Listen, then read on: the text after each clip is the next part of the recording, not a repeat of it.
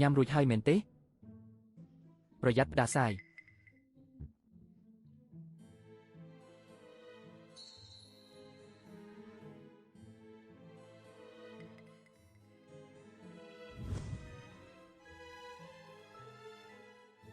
កម្រិតវប្បធម៌សមត្ថភាពនិងប្រវត្តិរូបតាមានចំណុចណាដែលនាងសុំស្របទៅ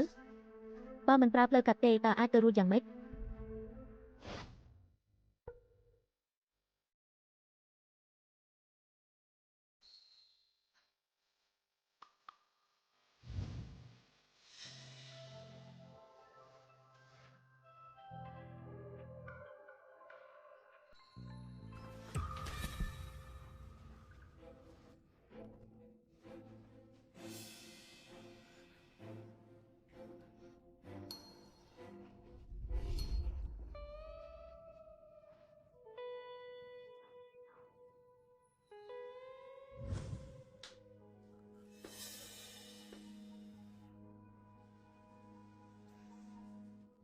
ស្មានតែនាងគេងលក់បាត់ហើយ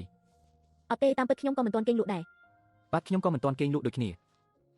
និយាយទៅពិតជាគួរឲ្យខ្មាស់ឯណាកុំមើលថាខ្ញុំមានអាយុច្រើនហើយប៉ុន្តែនៅពេលនៅជាមួយក្មេងស្រីស្អាតដូចជានាងក្នុងបន្ទប់តែមួយបែបនេះខ្ញុំនៅតែមានអារម្មណ៍ភ័យអស់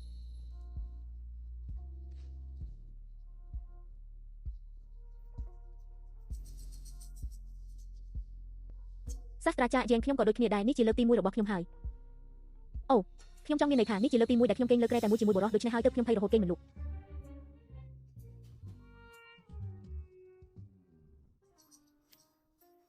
សាស្ត្រាចារ្យយើងលោកគិតថាបើមនុស្សប្រុសនិងមនុស្សស្រីគេងលើក្រែតែមួយហើយភ័យរហូតគេងមិនលក់តើពួកគេនឹងធ្វើអ្វីទៅ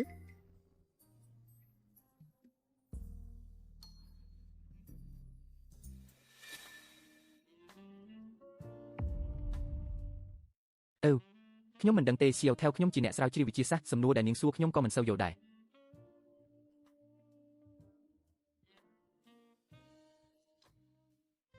សាស្ត្រាចារ្យយើងលោកនិងអ្នកស្រីយករៀបការជាមួយគ្នាជាច្រើនឆ្នាំមកហើយចុះពេលអ្នកទាំងពីរគេងតើធ្វើអ្វីខ្លះទៅពួកយើងរវល់រៀងខ្លួនបានហើយខ្ញុំមិនគេងទេខ្ញុំទៅមើលឯកសារនៅត្រង់សាឡុងវិញមិនបានទេពួកយើងគួរតែកម្រិតវប្បធម៌សមត្ថភាពនិងប្រវត្តិរូបតើមានចំណុចណាដែលនាងសុំស្របទៅបើមិនប្រើផ្លូវកាត់ទេតើអាចទៅរួចយ៉ាងម៉េចលោកគួរតែសម្រាប់ខ្លះទៅកិច្ចប្រជុំថ្ងៃស្អែកពិតជាសំខាន់ណាស់មិនបាច់ទេនាងគេងទៅខ្ញុំទៅមើលឯកសារអញ្ចឹងខ្ញុំនៅកំដរលោកសាស្ត្រាចារ្យយើងតើលោកកំពុងធ្វើសេចក្តីសង្ខេបនៃលទ្ធផលស្រាវជ្រាវលើកនេះមែនទេបាទលទ្ធផលស្រាវជ្រាវលើកនេះគឺសំខាន់ខ្លាំងណាស់